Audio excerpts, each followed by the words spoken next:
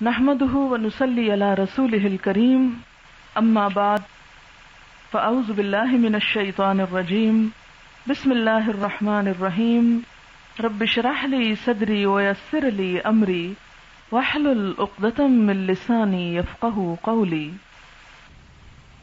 ہماری گفتگو کا عنوان ہے حج کے مسائل۔ حج اسلام کے بنیادی ارکان میں سے ایک رکن ہے جو ساری زندگی میں صرف ایک بار فرض ہے۔ حج مبرور کی جزا جنت ہے۔ خواتین، بوڑھے اور کمزور لوگوں کو حج کا ثواب جہاد کے برابر ملتا ہے۔ حج کا لفظی معنی ہوتا ہے قصد کرنا، زیارت کرنا، ارادہ کرنا، اور اسلام کی اصطلاح میں مخصوص طریقے سے زیارت کرنے کو حج کہا جاتا ہے۔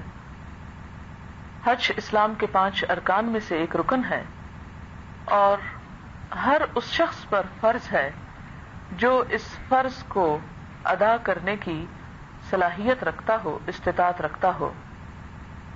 صحیح مسلم کی روایت ہے، آپ صلی اللہ علیہ وسلم نے فرمایا کہ لوگو، اللہ نے تم پر حج فرض کیا ہے، بس تم حج کیا کرو۔ ایک اور حدیث میں آتا ہے کہ اسلام کی بنیاد 5 چیزوں پر ہے۔ ان میں ایک تو اللہ کی وحدانیت کی گواہی اور حضور صلی اللہ علیہ وسلم کے رسول اور اللہ کا بندہ ہونے کی گواہی، نماز پڑھنا، بیت اللہ کا حج کرنا، رمضان کے روزے رکھنا اور زکوٰۃ دینا ہے۔ جیسا کہ تمام عبادات کے بارے میں ہم جانتے ہیں کہ وہ عبادات بندے کے گناہوں کی معافی کا سبب بنتی ہیں اور اس کے ساتھ ساتھ اللہ تعالیٰ کی قربت حاصل کرنے کا ذریعہ ہیں، تو اسی طرح حج کے بھی یہ دونوں فوائد انسان کو حاصل ہوتے ہیں۔ ایک طرف انسان کے گناہوں کی معافی ہوتی ہے، دوسری طرف اس مقام پر اللہ کا گھر اور کچھ مخصوص نشانیاں دیکھ کر اللہ تعالیٰ کی ذات سے خصوصی تعلق اور خصوصی محبت انسان کے دل میں پیدا ہوتی ہے۔ آپ صلی اللہ علیہ وسلم سے دریافت کیا گیا کہ ای العمل افضل، کہ سب سے اچھا عمل کون سا ہے؟ تو آپ صلی اللہ علیہ وسلم نے جواباً فرمایا ایمان باللہ و رسولہ، اللہ اور اس کے رسول پر ایمان لانا۔ قیل ثم ماذا، پھر آپ سے پوچھا گیا اس کے بعد کون سا عمل بہت اچھا ہے؟ قال الجہاد فی سبیل اللہ، تو آپ نے فرمایا کہ اللہ کے راستے میں جہاد کرنا۔ قیل ثم ماذا، پھر آپ سے پوچھا گیا کہ اس کے بعد کون سا عمل سب سے بہتر ہے؟ فرمایا حج مبرور، وہ حج جو مقبول ہو، جس میں کوئی گناہ نہ ہو۔ نبی صلی اللہ علیہ وسلم کا ایک اور مرتبہ ارشاد ہے کہ من حج فلم یرفث ولم یفسق رجع کیوم ولدتہ امہ، کہ جس شخص نے حج کیا اللہ کی رضا کی خاطر، اس میں کوئی بے حیائی کی اور گناہ کی بات نہ کی، وہ اپنے گناہوں سے اس طرح پاک ہو کر لوٹے گا کہ جس طرح اس کی ماں نے اس کو پیدا کیا تھا۔ گویا حج انسان کے تمام گناہوں کی معافی کا ذریعہ ہے۔ ایک اور حدیث میں آپ صلی اللہ علیہ وسلم فرماتے ہیں کہ ان الحج یہدم ما کان قبلہ، کہ حج انسان کے گزشتہ گناہوں کو معاف کر دیتا ہے، یعنی معافی کا سبب بنتا ہے۔ اور یہ بھی آپ نے فرمایا کہ الحج جہاد لکل ضعیف، حج جہاد ہے ہر کمزور کا۔ اور ویسے بھی حج جو ہے اس میں جسمانی مشقت بھی شامل ہوتی ہے، مال بھی شامل ہوتا ہے، وقت بھی شامل ہوتا ہے، اور اپنے گھر بار، اہل و عیال اور بہت سی پسندیدہ چیزوں کو ترک کرنے یا ان کی ہجرت کا بھی ثواب انسان کو ملتا ہے۔ اسی لیے آپ صلی اللہ علیہ وسلم نے فرمایا کہ الحج جہاد لکل ضعیف، اور ایک اور جگہ پر فرمایا، نسائی کی روایت ہے، جہاد الکبیر والضعیف والمرأة الحج والعمرہ، بوڑھے، کمزور اور عورت کا جہاد حج ہے۔ اور وہ حج جو مبرور ہو، مبرور بر سے ہے جس کا معنی ہوتا ہے نیکی، یعنی جس میں نیکی ہی نیکی ہو اور گناہوں سے بچا جائے، ان شرائط کو پورا کیا جائے جو اللہ تعالیٰ نے عائد کی ہیں، تو ایسے حج کے بارے میں فرمایا الحج المبرور لیس لہ جزاء الا الجنہ، کہ حج مبرور کی جزا جنت کے سوا اور کچھ نہیں۔ نبی صلی اللہ علیہ وسلم نے حج کے ساتھ عمرے کو بھی ملانے کی ترغیب دی. اسی وجہ سے ہمارے ہاں جو حج کیا جاتا ہے وہ حج تمتع ہوتا ہے، جس میں حج کے ساتھ پہلے عمرہ کیا جاتا ہے. اس میں ہم دیکھتے ہیں کہ قرآن پاک میں بھی اس کا ذکر آتا ہے، فمن تمتع بالحج الی العمرۃ کا لفظ آتا ہے، اور احادیث سے بھی ہمیں پتہ چلتا ہے. حج کی 3 بڑی قسمیں ہیں: حج افراد، حج قران اور حج تمتع. افراد اکیلا ہی جس میں صرف حج ہوتا ہے، تمتع جس میں حج اور عمرہ دونوں ہوتے ہیں، قران میں بھی دونوں ہوتے ہیں، لیکن فرق یہ ہے کہ تمتع میں عمرے کے بعد احرام کھول کر دوبارہ احرام باندھا جاتا ہے حج کے دنوں میں، جبکہ قران میں ایک ہی احرام کے ساتھ حج اور عمرہ دونوں کیے جاتے ہیں. ان تینوں میں بہترین جو حج ہے وہ حج تمتع ہے کہ انسان حج کے مہینوں میں نکلے، پہلے عمرہ کرے اور اس کے بعد حج کرے. پھر اگر مدینہ چلا جاتا ہے اور واپسی میں پھر مکہ آنے کا موقع ملتا ہے تو ایک عمرہ اور ہو سکتا ہے. آپ صلی اللہ علیہ وسلم نے حج اور عمرہ دونوں کو ملانے کا حکم دیا اور فرمایا کہ ان کو ملاؤ، کیونکہ یہ دونوں محتاجی اور گناہوں کو ایسا دور کر دیتے ہیں جس طرح بھٹی لوہے، چاندی اور سونے کے میل کو دور کر دیتی ہے، اور مقبول حج کا بدلہ جنت کے سوا اور کچھ نہیں. اسی طرح حج کے دوران انسان جب مال خرچ کرتا ہے تو اس مال کا اجر بھی بہت زیادہ ہے. آپ صلی اللہ علیہ وسلم نے فرمایا حضرت عائشہ سے کہ جتنی تم کو تکلیف ہوگی اور جتنا تم خرچ کرو گی اتنا ہی ثواب تم کو ملے گا. یعنی عموماً حج پر جب جاتے ہیں لوگ تو اپنے کھانے پینے پر یا اپنے آرام سکون پر خرچ نہیں کرتے، اور یہ سوچ کر کہ حج تو ہو ہی جائے گا جس کس حال میں بھی، اور چلے کچھ بچت ہو جائے. تو آپ دیکھیں کہ اگر انسان کوئی بھی اس قسم کی بچت اس موقع پہ کرتا ہے کہ جس کی وجہ سے وہ بیمار پڑ جائے یا اس کے آرام سکون میں خلل آئے اور وہ وہاں جا کر بھی فرائض ادا نہ کر سکے، بیمار ہو جائے یا کمزور ہو جائے، تو اس بچت سے کچھ فائدہ نہ ہوگا. کیونکہ بار بار تو انسان نہیں جاتا، لیکن جب جائے تو پورے اہتمام کے ساتھ اپنے صحت اور اپنی غذا، اپنے کھانے پینے اور رہنے سہنے اور اپنی باقی ضروریات کو مد نظر رکھے. کیونکہ انسان کے ساتھ فطری ضروریات جو اللہ تعالیٰ نے لگائی ہیں، ان فطری ضروریات کو پورا کرنا بھی باعث ثواب ہوتا ہے. کیونکہ اگر انسان اللہ تعالیٰ کی طرف سے انسان کے ساتھ لگائی ہوئی ضروریات کو پورا نہیں کرتا تو وہ بھی انسان اپنے حق میں کوتاہی کرتا ہے. پھر اسی طرح خاص طور پر جس بات کا اہتمام کرنا ضروری ہے وہ یہ کہ حرام مال نہ ہو، حلال مال ہو. کیونکہ عبادت اس وقت تک قبول نہیں ہوتی جب تک مال حلال نہ ہو. اس بات کا اہتمام کرنا نہایت ضروری ہے کہ جس پیسے کے ساتھ حج کیا جا رہا ہو وہ جائز طریقے سے کمایا گیا ہو. اور یہ دراصل ایک ٹریننگ ہے کہ انسان اگر حج کے موقع پر حلال کا اہتمام کرتا ہے تو وہ باقی زندگی میں بھی پھر اس کا اہتمام کر سکتا ہے اور اس کو کرنا چاہیے. پھر اسی طرح ہم دیکھتے ہیں کہ حج کے موقع پر انسان کی دعائیں بھی قبول ہوتی ہیں اور اس کے ساتھ ساتھ اس کو دوسرے لوگوں کی شفاعت کا بھی موقع دیا جائے گا. ہم دیکھتے ہیں کہ آپ صلی اللہ علیہ وسلم نے فرمایا حج اور عمرہ کرنے والے دونوں اللہ کے مہمان ہیں. خدا نے ان کو بلایا اور وہ آئے، اور جو کچھ انہوں نے مانگا خدا نے ان کو دیا. دوسری خاص چیز جس کا حج کے موقع پر خیال رکھنا ضروری ہے وہ ہے جھگڑا فساد سے پرہیز کرنا. کیونکہ اگر انسان حج بھی کرتا ہے اور دوسروں کو اذیت دیتا ہے تو وہ حج بھی قابل قبول نہیں. مسلمان کی تو ویسے بھی پہچان یہ ہے کہ اس کی زبان اور ہاتھ دونوں سے دوسرے مسلمان جو ہے محفوظ رہیں. یعنی زبان سے بھی کسی کو اذیت نہ دی جائے، کسی کو دکھ نہ پہنچایا جائے، اور ہاتھ سے بھی نہ دی جائے. اور صاحب ایمان کی تعریف کیا ہے کہ مومن وہ ہے جو دوسرے کے لیے وہی پسند کرتا ہے جو اپنے لیے پسند کرتا ہے. اگر اس معیار پر ہم اپنے آپ کو رکھ کر دیکھیں تو پھر ہم اپنے صاحب ایمان اور صاحب اسلام ہونے کا اچھی طرح خود جائزہ لے سکتے ہیں. چونکہ حج ایک تربیتی کورس بھی ہے، اس لیے حج کے موقع پر لڑائی جھگڑا اور غصے اور غیظ و غضب کا اظہار کرنا جو ہے اس سے منع کیا گیا ہے. خاص طور پر قرآن پاک میں فرمایا لا جدال، کہ کوئی جھگڑا نہ ہوگا اس موقع پر. اور ہم دیکھتے ہیں کہ حج کا چونکہ موقع ایک مشقت کا موقع ہوتا ہے، ایک تکلیف کا موقع ہوتا ہے، وہاں پر طرح طرح کی پریشانیاں ہو سکتی ہیں، سفر کا انتظار بے شمار ہوتا ہے.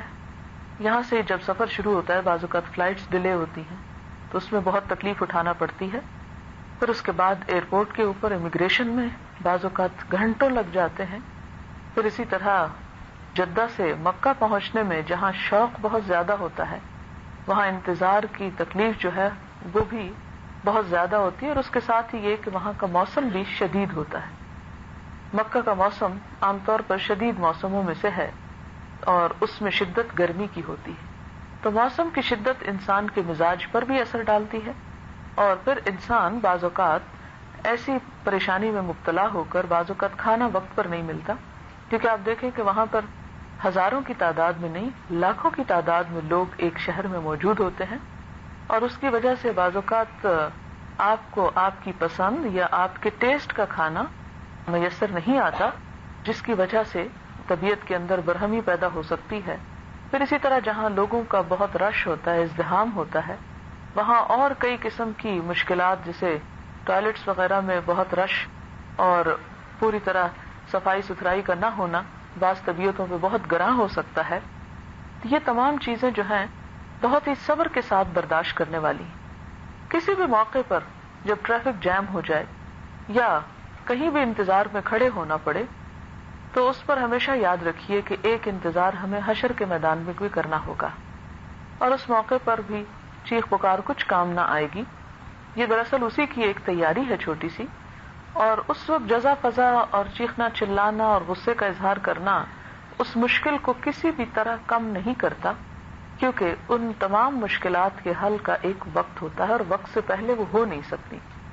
اس لیے صبر اور تحمل کے ساتھ اس وقت اللہ تعالیٰ کا ذکر شروع کر دیں، کیونکہ آپ اللہ کے راستے میں ہیں، اللہ کے مہمان ہیں. آپ جب اللہ کا ذکر کریں گے تو اللہ تعالیٰ کی قربت زیادہ پائیں گے، وہ آپ کی طرف متوجہ ہے. اس کا حکم ہوا، اس کا اذن ہوا تو آپ اس کے گھر آئے اور اس کا سفر اختیار کیا آپ نے. بے شمار لوگ دنیا میں ایسے ہیں جو تڑپتے ہیں، روتے ہیں، لیکن کوئی چارہ نہیں پاتے، کوئی ہیلا نہیں پاتے وہاں پہنچنے کا. اگر آپ کو اللہ نے وہ موقع عطا کیا تو اس نعمت کے شکرانے کے طور پر اپنی زبان اور اپنے جذبات اور اپنے باقی مشقتوں پر قابو پائے رکھیں. جھگڑے لڑائی میں تھوڑی سی بات اس پہ بھی کہ زبان کا جو صحیح استعمال، جیسے غیبت، جھوٹ، چغلی، فساد، اس طرح کی چیزوں سے بچنا بھی ضروری ہے. یہ تمام جیسے روزے کو نقصان پہنچاتی ہے، اسی طرح حج کی عبادت کے لیے بھی سخت نقصان دہ، کیونکہ وہاں پر کوئی خاص کام تو ہوتا نہیں، وقت بہت فارغ ہوتا ہے بعض اوقات، تو اس موقع پر بہت احتمال ہوتا ہے کہ انسان فضول قسم کی بیکار گفتگو شروع کر دے، تو اس سے بچنا چاہیے. سب سے پہلی چیز جو ہے حج میں وہ احرام ہے. احرام کا لفظی مطلب ہوتا ہے حرام کرنا، کہ حج میں جب احرام انسان پہنتا ہے تو احرام کسی کپڑے کا نام نہیں ہے. ہمارے ہاں ذرا کانسیپٹ میں تھوڑا سا فرق آ گیا ہے.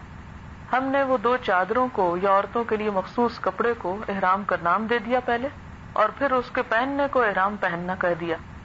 وہ ٹھیک ہے، وہ تو ایک علامت ہے، لیکن احرام جو ہے وہ دراصل نیت کا نام ہے، کہ جس کے بعد انسان کچھ چیزوں کو جو انسان کے لیے حلال ہوتی ہیں، جائز ہوتی ہیں، ان کو اپنے لیے حرام قرار دے دیتا ہے. اور ان میں کیا چیزیں حرام ہیں؟ اس میں جنسی تعلق حرام ہے، اسی طرح بال کاٹنا، ناخن ترشوانا، یہ تمام چیزیں حرام ہیں. خوشبو لگانا، دنیا کی زیب و زینت کرنا، مردوں کے لیے سلا ہوا لباس وغیرہ پہننا جو ہے وہ ممنوع ہے. آپ صلی اللہ علیہ وسلم سے جو چیز ثابت ہے وہ یہ کہ احرام سے پہلے نہا دھو کر احرام پہننا اور احرام پہننے سے پہلے خوشبو لگانا بھی شامل ہے. لیکن جب احرام کی نیت کر لی جائے تو اس کے بعد خوشبو نہیں لگائی جا سکتی، بال نہیں کاٹے جا سکتے، اور مخصوص پابندیاں جن کا مجھے یہاں تفصیل سے ذکر نہیں کرنا. یہاں بتانا جو کچھ مقصود ہے کہ احرام کا اصل مقصود کیا ہے.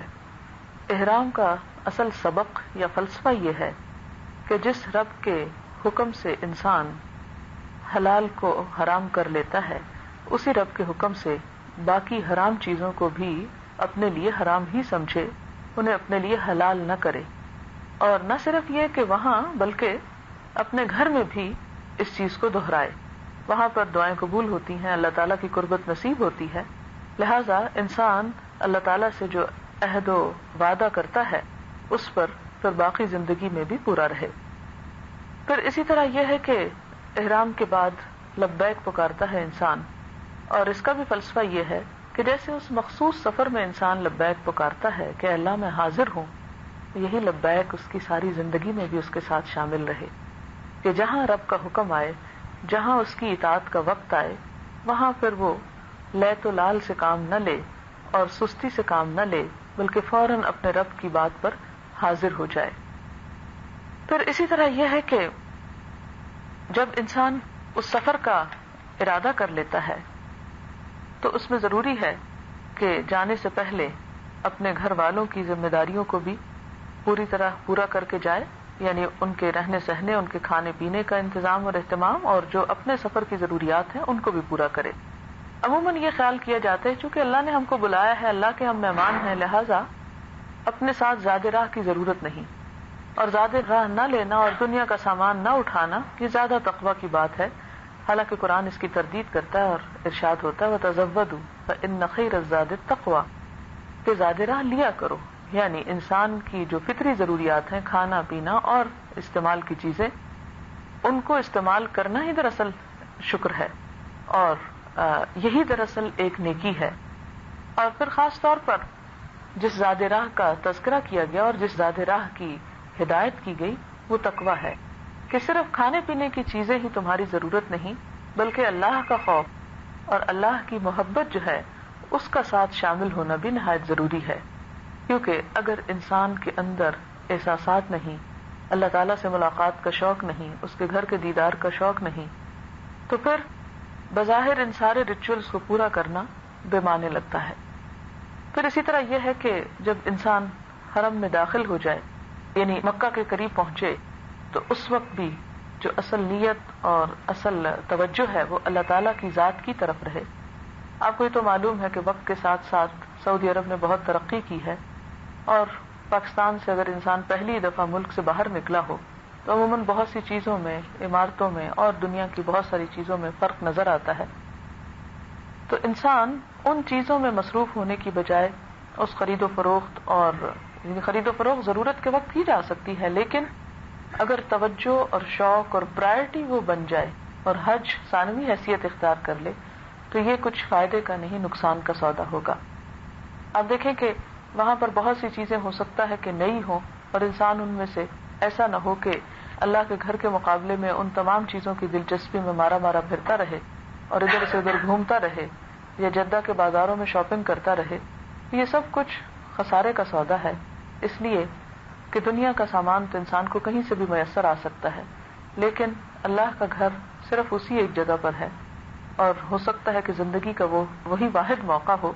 اس لیے اس موقع پر جس مقصد کے لیے انسان نکلتا ہے اس مقصد کو سامنے رکھنا انتہائی ضروری ہے. پھر اسی طرح یہ ہے کہ حج کا ایک اور مخصوص فعل، جس کو یہاں میں جو طریقہ حج ہے اس پر بات نہیں کروں گی کہ کتنے پھیرے لگائے اور کتنے چکر میں کہاں رکے اور کیا کرے اور کیا نہ کرے. میں صرف چند ایک ایسی باتوں کی طرف توجہ دلانا چاہوں گی کہ جس کی طرف توجہ ہماری کم ہوتی ہے یا یاد دہانی کرانا مقصود ہوتی. اس میں ایک اہم بات یہ ہے کہ دعاؤں اور اللہ تعالیٰ کے ذکر میں بہت کثرت اور رغبت اختیار کرے، کیونکہ دعاؤں کی قبولیت کا بھی وقت ہے، اور اللہ کا ذکر جو ہے وہ اللہ تعالیٰ کی قربت انسان کو عطا کرتا ہے، تو اس کی طرف سے کہیں بھی غافل نہ ہو. اس میں مخصوص تسبیحات جیسے سبحان اللہ و بحمدہ، سبحان اللہ العظیم ہے، استغفار کی تسبیح ہے، درود شریف ہے، اور اسی طرح بے شمار اور چیزیں. ان چیزوں کی طرف متوجہ رہے. جیسے 5 دفعہ انسان نماز کے لیے نکلتا ہے تو 5 اوقات میں ہر دفعہ آنے جانے کے لیے اگر ایک تسبیح اپنے طور پر مخصوص کر دے تو بہت سارے ذکر جو ہیں پابندی کے ساتھ ادا کیے جا سکتے ہیں. پھر اسی طرح یہ ہے کہ میدان عرفات میں جانا اور منا میں رہنا جو ہے، یعنی جہاں حج کا رکن ہے عرفہ کا قیام، وہاں ایک بہت مشقت کی بات بھی ہے، وہاں پر عموماً لوگ پہنچتے پہنچتے تھک جاتے ہیں، گرمی کی شدت ہوتی ہے، نڈھال ہو جاتے ہیں، تو وہ وقت ایسے ہی ہاتھ سے چلا جاتا ہے. آپ سب کو یہ تو بہت اچھی طرح معلوم ہوگا کہ وہ وقت بخشش کا وقت ہے، دعاؤں کی قبولیت کا وقت ہے، اور اس میں خاص طور پر کھڑے ہو کر دعائیں کرنا جو ہے وہ زیادہ بہتر ہے. اور خصوصاً جو وقوف کی بات بار بار آئی کہ وقوف عرفات، عرفات میں کھڑے ہونا، اس کے بارے میں ایک دو باتیں آپ سے عرض کرنا چاہوں گی. عرفہ یعنی ذی الحج کی 9ویں تاریخ کی بہت فضیلت ہے. رسول اللہ صلی اللہ علیہ وسلم نے فرمایا کہ عرفہ کے دن اللہ تعالیٰ بہت سے لوگوں کو دوزخ سے آزاد کر دیتے ہیں.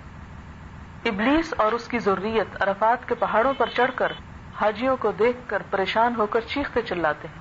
لیکن ہمیں صرف یہ نہیں سوچ لینا چاہیے کہ ہم ٹھنڈے دل سے گناہ کرتے رہیں تو کبھی شاید ہماری زندگی میں بھی موقع آ جائے کہ ہم وہاں پہنچ جائیں اور ہماری بھی بخشش ہو جائے. وہاں پہنچ کر بھی بہت سے لوگوں کو آپ نے دیکھا ہوگا کہ ان کو ہوش ہی نہیں رہتی کہ اس دن کوئی دعا بھی مانگ سکے. کیونکہ میرے اپنے سامنے کئی ایسے واقعات گزرے کہ بہت سے لوگ موسم کی شدت اور صحت کی خرابی، اور خصوصاً جو ہمارے ہاں رواج ہے بوڑھے ہو کر حج کرنے کا، بڑھاپا تو خود ایک بیماری ہے، اس کی وجہ سے انہیں اپنا بھی ہوش و حواس نہیں ہوتا، اور دعائیں مانگنے کے جو اوقات ہیں وہ ایسے ہی گزر جاتے ہیں. اور بعض لوگوں کو یہ بھی نہیں پتا ہوتا کہ یہ موقع کون سا ہے اور کتنا اہم ہے، اور یہاں پر خصوصیت کے ساتھ کون سا کام کرنا چاہیے. پھر اسی طرح یہ ہے کہ عرفات سے واپسی پر جو مزدلفہ کی رات ہے وہ بھی بہت اہم رات ہے. آپ دیکھیں گے کہ نبی صلی اللہ علیہ وسلم نے کبھی بھی پوری رات شب بیداری کی تلقین نہیں کی، بلکہ جو تہجد کی نماز ہے اس کی بھی اصل جو فضیلت ہے وہ یہی کہ سونے کے بعد اٹھ کر نماز پڑھنا زیادہ مشکل کام ہے. اگر آپ ایک ہی اسٹریچ میں جاگے چلے جا رہے ہیں تو جاگتے جاگتے جب تک جاگیں گے کچھ نہ کچھ کر ہی لیں گے، لیکن جب ایک دفعہ سو جائیں تو پھر اٹھنا جو ہے وہ نفس پہ بڑا بھاری ہوتا ہے. ان ناشئۃ اللیل ہی اشد وطئا واقوم قیلا. تو اسی لیے اس کے جاگنے کی اور اس وقت کی عبادت کی فضیلت زیادہ ہے. اسی طرح آپ دیکھیں کہ مسلسل روزے رکھنے کا وہ اجر نہیں جو ایک روزہ رکھ کر ایک چھوڑ کر روزہ رکھنے کا اجر ہے. کیونکہ جب کوئی بھی کام انسان مسلسل کرنے لگتا ہے تو وہ پھر اس کی عادت ہو جاتی، اور عادت کے ساتھ ایک کام کرنا اور ایک شعور کے ساتھ کام کرنا اور نیت اور ارادے کے ساتھ کام کرنا، اس میں فرق ہوتا ہے. پھر اسی طرح یہ ہے کہ جب انسان کنکریاں پھینکتا ہے، رمی کرتا ہے، تو اس موقع پر بھی بہت احتیاط کی ضرورت ہے. باقی چیزوں کی احتیاط سے زیادہ جس چیز کی کہ ہم شیطان کو وہاں پر خوب کنکریاں مارتے ہیں اور خوب غم و غصے کا اظہار کرتے ہیں، لیکن کہیں ایسا نہ ہو کہ شیطان ہم ہی پر ہنس رہا ہو کہ یہاں پر مجھے کنکریاں مارنے والے زندگی میں میرے ہی ہاتھوں ہارے ہوئے ہیں. تو اس موقع پر اس بات کا اہتمام کرنا ضروری ہے کہ انسان جب وہاں پر اس کو مار رہا ہو تو یہ بھی ضرور سوچے کہ جب اپنے گھر پر لوٹے گا تو اس وقت کیا واقعی وہ شیطان کو اپنے سے اسی طرح دور رکھے گا یا پھر اسی کی دوستی اختیار کر لے گا. کیونکہ شیطان کی دوستی جو ہے وہ انسان کے لیے ہلاکت آمیز ہے. اور شیطان کی دوستی کیا ہے کہ اللہ تعالیٰ کے راہ سے دور ہٹانے کے لیے جو کچھ وہ ہمیں کہتا ہے، ہمارے دل میں وسوسے ڈالتا ہے، اس کو ہم سنتے چلے جائیں. جیسا کہ آپ جانتے ہیں کہ شیطان نے وعدہ کیا تھا اور کہا تھا کہ وَلَا أُضِلَّنَّهُمْ وَلَا أُمَنِّيَنَّهُمْ وَلَا آمُرَنَّهُمْ فَلَيُبَتِّكُنَّ آذَانَ الْأَنْعَامِ، کہ میں ان کو حکم دوں گا اور ان کو امیدیں دلاؤں گا اور ان کو بھٹکاؤں گا اور انہیں حکم دوں گا اور پھر وہ جانوروں کے کان کاٹ ڈالیں گے. فَلَيُغَيِّرُنَّ خَلْقَ اللَّهِ، اور اللہ کی تخلیق کو بدل ڈالیں گے.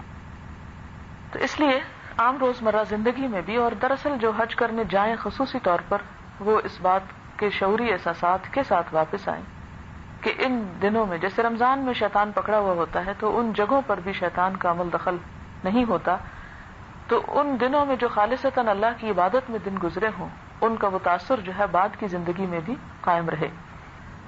اب چند باتیں میں مدینہ کے حوالے سے کروں گی، کیونکہ عموماً یہ ہے کہ مکہ کے بارے میں تو ہم سب کو معلوم ہے کہ وہاں پر حرم میں نماز 1,00,000 نمازوں کے برابر ہے، اور حج کے تمام ارکان مکہ اور اس کے آس پاس ہی ادا ہوتے ہیں.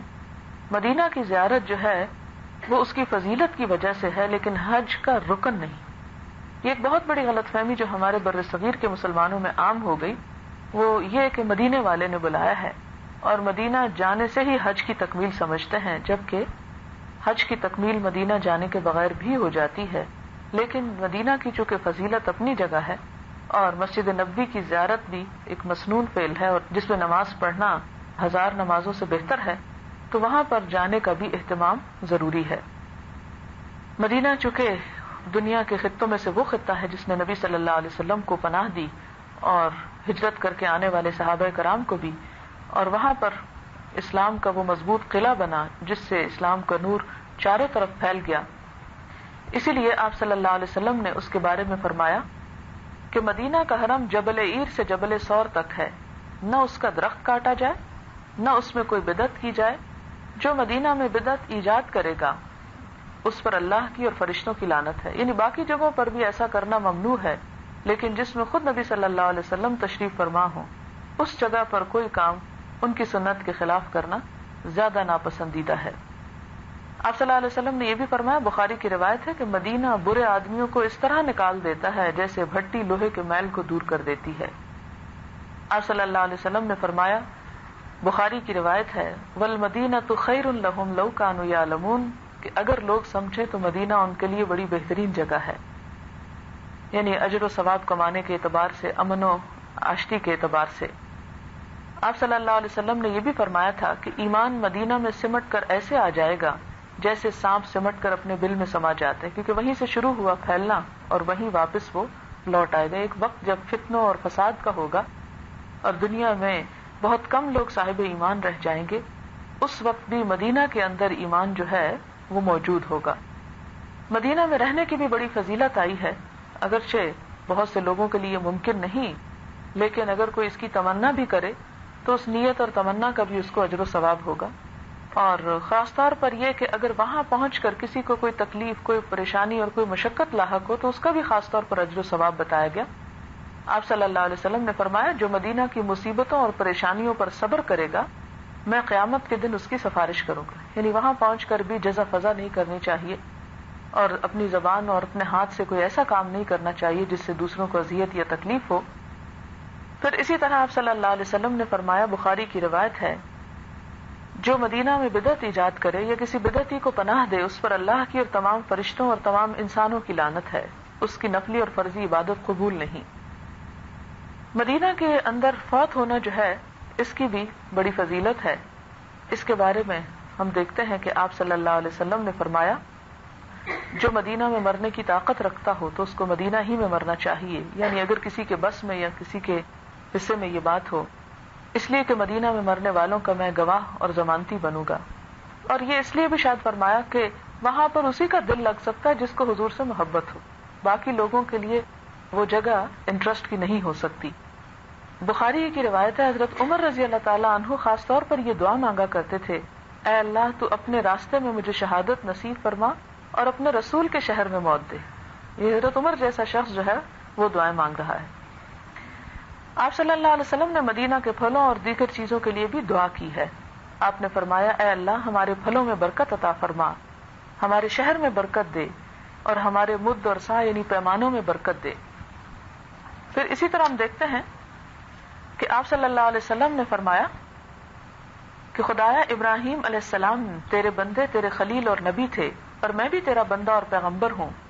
حضرت ابراہیم نے مکہ کے لیے دعا مانگی تھی اور اس کے ساتھ اور زیادہ بھی، اور پھر آپ جب کسی کوئی پھل تقسیم کرتے یعنی نیا پھل جیسے آتا تو یہ 7 الفاظ دہراتے اور پھر وہ کسی بچے کو بلا کر اس کو دیا کرتے تھے، یعنی چھوٹوں سے ابتدا کرتے۔ پھر اسی طرح پھلوں میں بڑی خیر و برکت کی جو دعا ہے مدینہ کے، وہ آپ صلی اللہ علیہ وسلم کی طرف سے ہی ہے، اور خصوصی طور پر جو اس کا پھل ہے وہ تو آپ کو معلوم ہی ہے، کھجور، اور کھجوروں میں بھی عجوا۔ اس کے بارے میں حدیث ہے، صحیح حدیث ہے صحیح مسلم کی، کہ جو شخص صبح عجوا کھجور کے ساتھ دانے کھائے اس کو نہ زہر نقصان دے گا نہ جادو۔ اب آپ یہ کہیں گے کہ زہر کا تعلق تو جسم سے ہے، لیکن جادو کا تعلق جسم کے ساتھ کیسے ہو سکتا ہے؟ یعنی ایک کھجور جادو کے اثر سے انسان کو کیسے بچا سکتی ہے؟ آپ دیکھیں کہ جادو ہے کیا چیز؟ جادو چند کلمات کا مجموعہ ہوتا ہے۔ جیسے آپ دیکھیں کہ آپ کسی کو گالی دیں تو اس کو غصہ آئے گا، آپ کسی کی تعریف کریں تو خوش ہوگا۔ اب یہ ہے کہ روح کے اوپر اثرات ہوتے ہیں، لیکن کچھ لوگ ایسے ہوتے ہیں کہ نہ ان کو گالی سے کوئی فرق پڑتا ہے اور نہ ہی کسی کی تعریف سے کوئی خاص فرق پڑتا ہے. وہ کون ہوتے ہیں؟ وہ جن کے اندر ان کا ایمان یا ان کی قوت جو ہے وہ مضبوط ہو چکی ہوتی ہے. عجوہ کھجور جو ہے اس کی جو خصوصیات ہیں ان کی وجہ سے انسان کے جسم کے اندر اور جسم کے بعد روح کے اندر ایسے اثرات پیدا ہوتے ہیں کہ جس کی وجہ سے دفاعی قوت زیادہ پیدا ہو جاتی ہے انسان کے اندر. جیسے کہ اب لیٹسٹ ایک ریسرچ آئی ہے اور آپ دیکھتے کہ بیماریوں کی متعدد اقسام ہوتی ہیں اور ان اقسام میں ایک قسم وہ بھی ہے کہ جس کی ریزن ڈاکٹرز کہتے ہیں کہ معلوم نہیں، اور ان کو شاید جیسے عام زبان میں تو سائیکولوجیکل ڈیزیزز یا ایک اور بھی خاص نام ہے ان کا کہ جن کے اسباب معلوم نہیں، وہ بیماریاں. اور ان بیماریوں میں کوئی جسمانی ریزن ایز سچ نظر نہیں آتی، تو عموماً آہستہ آہستہ اب اس چیز کی طرف سوچا جا رہا ہے کہ پھر وہ بیماریوں کا سبب کچھ انویزیبل یا ان نون ان سین چیزیں ہو سکتی ہیں. اور کچھ لوگوں کے خیال میں کینسر کی کچھ اقسام ایسی ہیں کہ جس کے اندر اس بات کا احتمال ہو سکتا ہے کہ اس میں بھی جنات اور ایسی کسی چیز کا اثر ہو، کیونکہ آپ صلی اللہ علیہ وسلم نے فرمایا کہ شیطان انسان کے خون میں اس طرح سرکولیٹ کرتا ہے جیسے، یعنی انسان کے جسم میں اس طرح سرکولیٹ کرتا ہے جیسے خون سرکولیٹ کرتا ہے. تو خون آپ دیکھیں کہ جسم کے ہر رگ اور ہر حصے تک پہنچتا ہے، تو اسی طرح اگر اس میں شیطان شامل ہے تو وہ بھی جسم کے ایک ایک حصے تک پہنچتا ہے. تو وہ شیطانی اثرات بعض اوقات روح سے جسم تک اور جسم سے روح تک، یعنی جسم اور روح دونوں الگ الگ چیزیں تو آپ نہیں دیکھ سکتے. روح کہاں پر ہے اس وقت ہماری؟ روح الگ سر پہ تو نہیں کھڑی یا کہیں ادھر ادھر لٹکی ہوئی تو نہیں، وہ اس مادی جسم کے اندر پروئی ہوئی ہے اور اسی کے اندر لگی ہوئی ہے، اسی کے اندر گھسی ہوئی ہے، ایک طرح سے کہہ سکتے ہیں. تو جو چیز روح پر اثر کرے گی وہ جسم پہ بھی کرے گی، اور جو چیز جسم پہ اثر کرے گی اس کے اثرات روح پر بھی ہوتے ہیں. تو بہرحال یہاں پر مدینہ کے پھلوں کی بات ہو رہی تھی اور کھجوروں کی. اور دوسری بات یہ کہ اگر کیونکہ سائنس کی تھیریز تو بدلتی رہتی ہیں، آج کچھ کہتے ہیں کل کچھ اور کہیں گے، تو اس کے ساتھ ہم اپنے ایمان کو تو نہیں بدل سکتے، لیکن کسی بھی چیز کو ایک بندہ مومن جو ہے جب یقین کے ساتھ استعمال کرتا ہے تو اس کے وہ فوائد بھی حاصل ہوتے ہیں. پھر اسی طرح مسلم کی ایک روایت ہے جس میں آپ صلی اللہ علیہ وسلم نے فرمایا کہ مقام عالیہ کی عجوہ شفا ہے، اس کو نہار منہ کھانا تریاک ہے. اور مسند احمد کی روایت ہے کہ عجوہ جنت کا پھل ہے. مدینہ کی جو محبت ہے یہ بھی ایمان کا ایک حصہ ہے. آپ صلی اللہ علیہ وسلم نے فرمایا، صحیح مسلم کی روایت ہے، اے اللہ تو مدینہ کی محبت ہمارے دلوں میں ڈال دے جیسا کہ مکہ کی محبت ہمارے دلوں میں ہے، بلکہ اس سے بھی زیادہ، اور اس کو ہمارے لیے صحت یاب بنا دے اور اس کے سا اور مد میں برکت عطا فرمائے، اس کے پیمانوں میں. حضرت انس سے روایت ہے کہ جب حضور صلی اللہ علیہ وسلم سفر سے تشریف لاتے تھے تو مدینہ کی دیواروں کو دیکھتے تو مدینہ کی محبت میں سواری کو تیز کر دیتے تھے. یعنی یہ آپ کو معلوم ہے کہ جب مکہ سے آپ نکلے تھے تو اس وقت آپ مکہ کو چھوڑتے ہوئے بہت غمگین تھے، اور مدینہ ایک بالکل نئی جگہ تھا، اجنبی جگہ تھی، اور کہا یہ جاتا ہے کہ آپ کی آمد سے پہلے بیماریوں کا گھر تھا یہ، اور کثرت سے لوگ یہاں بیمار ہوتے تھے، لیکن آپ کی دعاؤں کے طفیل یہاں سے، جیسے آپ نے فرمایا کہ اس کے بخار کو جحفہ کی طرف بھیج دے، یعنی ایسے غیر آباد علاقوں کی طرف. اور مدینہ کے لیے آپ کی دعاؤں کی وجہ سے جو اس علاقے میں خیر و عافیت اور امن و اطمینان ہے، اسی میں یہ چیز آتی ہے کہ مدینہ میں طاعون بھی نہیں آ سکتا اور دجال بھی اس پہ داخل نہیں ہو سکتا. آپ صلی اللہ علیہ وسلم نے فرمایا کہ مدینہ کی گھاٹیوں پر فرشتے مقرر ہیں تاکہ اس میں طاعون اور دجال داخل نہ ہونے پائے. پھر اسی طرح آپ دیکھتے ہیں کہ مسلم کی ایک روایت ہے کہ مکہ اور مدینہ کے سوا کوئی اور شہر نہیں جہاں دجال نہ جائے گا. مدینہ کے تمام گھاٹیوں پر فرشتے صف بستہ کھڑے ہیں اور ان کی حفاظت کرتے ہیں. اور خاص طور پر جن جن علاقوں پہ، یعنی آج بھی اگر آپ مدینہ میں جائیں اور آپ تھوڑی بہت عربی بولنا جانتے ہو تو آپ ٹیکسی ڈرائیور سے بھی یہ بات پوچھ سکتے ہیں مدینہ کی حدود کے بارے میں، کہ جن حدود کی آپ صلی اللہ علیہ وسلم نے نشاندہی کی وہ آپ کو بتائیں گے کہ کہاں سے آگے دجال آ نہیں سکتا. یعنی وہ علاقے اب تک وہاں کے رہنے والوں کو خوب اچھی طرح یاد ہیں. پھر اسی طرح مدینہ میں جو خاص چیز ہے وہ مسجد نبوی ہے، اور اس میں نماز اور عبادت جو ہے وہ بہت افضل ہے. اس کی جو مسجد ہے اس کی تعریف قرآن پاک میں بھی بیان کی گئی. فرمایا لمسجد اسس علی التقوی من اول یوم احق ان تقوم فیہ، کہ وہ مسجد جس کی بنیاد پہلے ہی دن پرہیزگاری پر رکھی گئی وہ بہت حقدار ہے کہ آپ اس میں نماز کے لیے کھڑے ہوں. حضور کو حکم ہے اور اس کے بعد ہم سب کے لیے بھی ہے. اس مسجد کے بارے میں 2 صحابہ میں اختلاف ہو گیا. ایک کہتے تھے اس سے مراد مسجد نبوی ہے اور دوسرے کہتے اس سے مراد مسجد قباء ہے. تو دونوں نبی صلی اللہ علیہ وسلم کے پاس حال دریافت کرنے کی غرض سے حاضر ہوئے. دونوں نے اپنے اپنے دعوے پیش کیے تو آپ نے فرمایا کہ اس آیت میں اشارہ میری مسجد یعنی مسجد نبوی کی طرف اشارہ ہے. پھر اسی طرح یہ ہے کہ آپ صلی اللہ علیہ وسلم نے فرمایا کہ اس مسجد میں نماز ادا کرنا ہر جگہ نماز ادا کرنے سے افضل ہے سوائے بیت اللہ کے. ہاں وہاں پر نماز زیادہ اجر و ثواب کی حامل ہے. مدینہ میں 40 نمازوں کے بارے میں آتا ہے. یہ اگرچہ ضعیف روایت ہے لیکن شاید اس لیے بہت شدت کے ساتھ اس کو بیان کیا جاتا ہے کہ وہاں جا کر کوئی شخص مسجد میں حاضری سے رہ نہ جائے. پھر اسی طرح مسجد کے اندر ایک جگہ ہے جسے ریاض الجنہ یہ جنت کا باغ کہا جاتا ہے. اس کے بارے میں بھی آپ صلی اللہ علیہ وسلم نے خود فرمایا, بخاری کی روایت ہے کہ میرے گھر اور ممبر کے درمیان کا حصہ باغیچہ ہے, جنت کے باغوں میں سے ایک باغ ہے, اور میرا ممبر میرے حوض پر ہے. پھر اسی طرح ممبر نبی صلی اللہ علیہ وسلم کی بھی اپنی فضیلت ہے. آپ نے فرمایا میرا ممبر جنت کی سیڑھیوں میں سے کسی سیڑھی پر ہے, یعنی جنت کے دروازے پر ہے.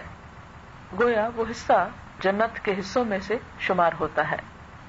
اسی طرح مدینہ کے اندر مسجد قباء ہے, وہاں کی بھی زیارت کرنی چاہیے. نبی صلی اللہ علیہ وسلم وہاں پر تشریف لے جایا کرتے تھے اور وہاں پر نفل پڑھنے کا ثواب عمرے کے برابر بتایا گیا ہے. پھر اسی طرح جو باقی مساجد ہیں اور جنت البقیع ہے وہاں پر بھی دعا کے لیے جانا چاہیے. اور آپ صلی اللہ علیہ وسلم بقیع میں تشریف لایا کرتے تھے اور اہل بقیع یعنی وہاں پر بہت سے صحابہ کرام, ازواج مطہرات, بے پناہ نیک لوگ دفن ہیں. اس کے بارے میں آپ دعا کرتے تھے اللہم اغفر لأہل بقیع الغرقد, کہ اللہ بقیع غرقد والوں کی بخشش فرما. مدینہ میں اگرچہ دوسرے اذکار بھی کیے جا سکتے ہیں لیکن کثرت کے ساتھ درود شریف پڑھنا چاہیے. اور روزہ مبارک پر جب جانے کا اتفاق ہو تو وہاں بھی شور ہنگامہ اور کسی قسم کی چیخ پکار اور کوئی بھی ایسی بےہودہ حرکت سے بچنا چاہیے, کیونکہ اللہ کے رسول صلی اللہ علیہ وسلم کا ادب اور احترام جو ہے وہ ہم سب پر لازم ہے. اگرچہ وہ ہمارے وہاں پر سامنے نہ بھی ہوں تو بھی وہاں جا کر احساسات اسی طرح ہونے چاہیے کہ گویا آپ کی مجلس میں وہاں پر ہم ہیں, یا چونکہ آپ کی مسجد میں تو ہوتے ہی ہیں اور آپ کے حجرہ مبارک کے آس پاس. اس لیے آپ کو معلوم ہے کہ قرآن پاک میں بھی فرمایا گیا کہ لا ترفعوا اصواتکم فوق صوت النبی, کہ نبی صلی اللہ علیہ وسلم کی آواز سے اونچی آواز مت کرو, کہیں ایسا نہ ہو کہ تمہارے اعمال برباد ہو جائیں. تو وہاں مسجد میں پہنچ کر بھی ایک دوسرے کو آوازیں دینا یا ہنسنا یا چیخ پکار کرنا یا کوئی اور ایسی حرکت کرنا جو ہے وہ درست نہیں. اگر ایسی حرکات کرنی تو باہر آ کے کر لینی چاہیے, لیکن مسجد کے اندر یا آس پاس اس مقام کے خاص طور پر ادب و احترام کا مظاہرہ کرنا اور وہاں پر دعائیں مانگنا, اور دعائیں اللہ ہی سے مانگنا چاہیے. وہاں جا کر نبی صلی اللہ علیہ وسلم سے کچھ نہیں مانگنا چاہیے, کیونکہ آپ کو بھی اللہ تعالیٰ ہی سے مانگنے کا حکم دیا گیا ہے. میں اس پر اپنی بات ختم کرتی ہوں. اگر کوئی سوال ہو کسی کے ذہن میں تو کر سکتے ہیں, پھر ہم دعا کر لیتے ہیں. سمپل سی بات ہے, اس کے خود حضور صلی اللہ علیہ وسلم نے ہمیں کوئی ایسا طریقہ سکھایا نہیں, نہ تو قرآن پاک میں بتایا گیا نہ ہی آپ نے خود سکھایا. تو آسان سی بات ہے. ہمارا دین تو بہت آسان ہے اور اس میں بہت پیچیدگیاں ڈالنا یا اختیار کرنا جو ہے وہ اپنے آپ کے لیے مشکلات کھڑی کرنا ہے. دعا مانگنے کا سیدھا سادہ طریقہ ہے ربنا کے ساتھ یا اللہم کے ساتھ, اور اس میں ایسے الفاظ کا اضافہ خود سے خود کر لینا, کیونکہ جتنی پابندیاں ہم زیادہ لگاتے جائیں گے, جتنا مشکلات بڑھاتے جائیں گے, اتنا ہی دین پر عمل کرنا مشکل ہو جائے گا اور دین سے دور ہوتے جائیں گے. آپ دیکھیں کہ درود شریف پڑھنا اس کا تو حکم ہے قرآن پاک میں. اللہ تعالیٰ کا ارشاد ہے ان اللہ و ملائکتہ یصلون علی النبی یا ایھا الذین آمنوا صلوا علیہ وسلموا تسلیما, کہ اللہ تعالیٰ اور اس کے فرشتے نبی صلی اللہ علیہ وسلم پر درود بھیجتے ہیں. اور اللہ تعالیٰ کا درود بھیجنا کیا ہے کہ اللہ تعالیٰ رحمت فرماتے ہیں اور فرشتے رحمت کی دعائیں کرتے ہیں. تو یا ایھا الذین آمنوا صلوا علیہ وسلموا تسلیما, اے لوگو جو ایمان لائے ہو تم بھی آپ صلی اللہ علیہ وسلم پر درود اور سلام بھیجا کرو. تو صحابہ کرام نے عرض کیا تھا کہ یا رسول اللہ صلی اللہ علیہ وسلم آپ نے ہمیں سلام کا طریقہ تو بتا دیا, درود کا طریقہ بھی بتا دیجیے. تو آپ نے اس کے جواب میں یہ جو درود ہم پڑھتے ہیں نماز میں یہ بتا دیا. اور اس میں بھی آپ دیکھیں کہ نماز میں بھی ہم دعا پڑھتے ہیں, دعائیں کرتے ہیں نا, جیسے سورۃ فاتحہ کیا ہے, ایک دعا ہے. اب اس سے پہلے اور آخر میں تو کوئی درود شریف نہیں ہے. اسی طرح رب اجعلنی تو اس کے بعد ہم پڑھتے ہیں, اور رب اجعلنی پڑھنے کے بعد پھر کوئی درود شریف نہیں پڑھتے. اس لیے ایسا کرنا فضیلت تو ہے, کر لینا چاہیے, لیکن یہ سمجھنا کہ اگر ہم درود شریف نہیں پڑھیں گے تو دعا بھی قبول نہیں ہوگی یہ درست نہ ہوگا، کیونکہ پھر وہی بات ہے کہ اگر انسان کسی بھی تکلیف میں ہے اور کسی وقت بھی پکارنا چاہتا ہے تو پھر وہ اگر بہت لمبا چوڑا اہتمام نہیں کر سکتا تو اپنے آپ کو مشکل میں ڈالے گا. جی اس میں یہ ہے کہ اگر کوئی کرتا ہے تو افضل ہے، لیکن اگر کسی وجہ سے کوئی بیمار ہو جاتا ہے یا نہیں پہنچ سکتا مسجد میں، یا عورتوں کو خاص طور پر پیریڈ شروع ہو جاتے ہیں، تو یہ فرض کے درجے میں نہیں ہے اور نہ ہی کسی واجب کے درجے میں ہے. یہ پڑھنے کا تو ظاہر ہے کہ آپ صلی اللہ علیہ وسلم کی وہ حدیث آپ نے ابھی سنی کہ میری مسجد میں نماز پڑھنا ہر جگہ نماز پڑھنے سے افضل ہے سوائے حرم شریف کے، بیت اللہ شریف کے. اگر کوئی گھر پڑھتا ہے تو اس سے بہتر ہے وہ مسجد میں پڑھے، لیکن اگر کسی معذوری سے وہ نہیں پڑھ سکتا تو اس میں یہ مطلب نہیں کہ اس کا مدینہ جانا قبول نہیں ہوا یا اس کا حج نہیں ہوا، یہ بات درست نہیں. ایک اور چیز جو خواتین بہت کثرت سے پوچھتی ہیں کہ اگر ہم جا رہے ہیں اور پیریڈز آ جائیں تو پھر احرام کہاں پہنے؟ تو جیسے پہلے میں نے عرض کیا نا کہ احرام جو ہے وہ نیت سے متعلق ہے. اگر پیریڈز کی حالت میں بھی آپ جہاز میں بیٹھ رہے ہیں تو جہاں میقات شروع ہوگی اس سے پہلے آپ نیت کر لیں. جب آپ پہنچ جائیں مکہ، جس دن آپ پاک ہوں، چاہے ایک دن بعد چاہے ایک ہفتے کے بعد، تو نہا کر جو آپ جس جگہ ٹھہرے ہوئے ہیں وہیں سے جا کے آپ عمرہ کر لیں گے، پھر کہیں اور جانے کی بھی ضرورت نہیں. دعا کر لیں. سبحان اللہ والحمد للہ ولا الہ الا اللہ واللہ اکبر ولا حول ولا قوۃ الا باللہ العلی العظیم. اللہم صل علی محمد وعلی آل محمد كما صليت على إبراهيم وعلى آل إبراهيم إنك حميد مجيد. اللهم بارك على محمد وعلى آل محمد كما باركت على إبراهيم وعلى آل إبراهيم إنك حميد مجيد. ربنا آتنا في الدنيا حسنة وفي الآخرة حسنة وقنا عذاب النار. ربنا لا تزغ قلوبنا بعد إذ هديتنا وهب لنا من لدنك رحمة انك انت الوهاب. ربنا لا تؤاخذنا ان نسينا او اخطأنا. ربنا ولا تحمل علينا اصرا كما حملته على الذين من قبلنا.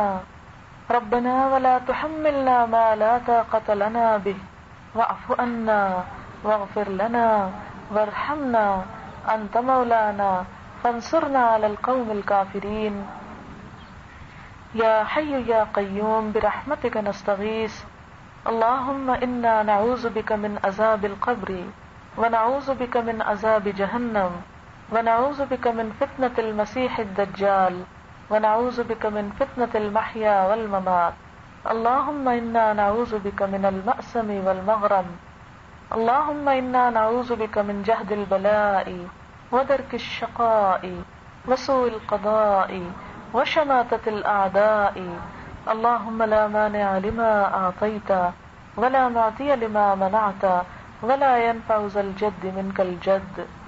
اللهم اقسم لنا من خشيتك ما تحول به بيننا وبين معصيتك ومن طاعتك ما تبلغنا به جنتك ومن اليقين ما تهون به علينا مصائب الدنيا.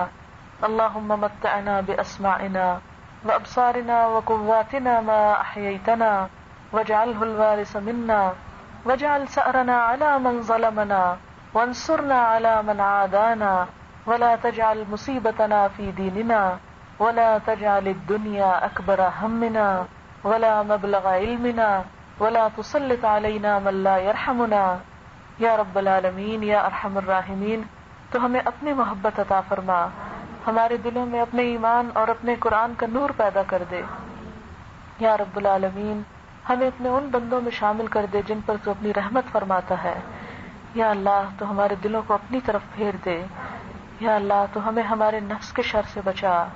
یا اللہ ہماری نیت کو صرف اپنے لیے خالص کر لے. یا اللہ تمام مسلمانوں میں اتفاق اور اتحاد پیدا فرما. یا رب العالمین امت مسلمہ کو عزت عطا فرما. یا اللہ تو ہمیں اپنی ذمہ داریوں اور فرائض کو احسن طریقے سے پورا کرنے کی توفیق دے. یا اللہ تو ہم سب کو جسمانی اور روحانی صحت عطا فرما. یا اللہ ہمارے شوہروں اور ہماری اولاد کو ہماری آنکھوں کی ٹھنڈک بنا دے. یا اللہ ہمارے گھروں کو امن و چین اور سکون کا گڑھ بنا دے. یا اللہ تو ہماری تمام تکلیفوں اور بیماریوں کو دور فرما. ہمارے والدین پر رحمت فرما، جو دنیا سے جا چکے ان کی بخشش فرما. ربنا تقبل منا انك انت السميع الدعاء وتب علينا انك انت التواب الرحيم. صلی اللہ تعالی علی خیر خلقہ محمد وعلى آله وأصحابه وأهل بيته أجمعين برحمتك يا أرحم الراحمين إلهي آمين. سبحانك اللهم وبحمدك نشهد أن لا إله إلا أنت نستغفرك ونتوب إليك. السلام علیکم ورحمۃ اللہ.